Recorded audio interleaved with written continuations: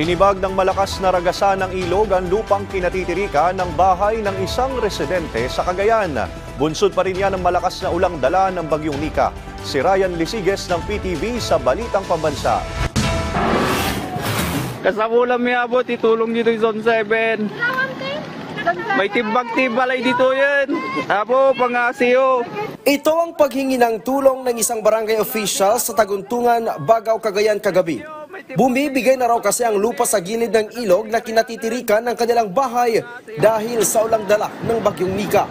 Ilang minuto lang ang lumipas at heto na ang sumunod na eksena.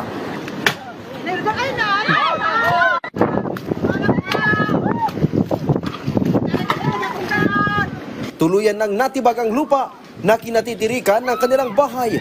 Wala pang detalye kung ilang bahay ang tinangay ng ilog.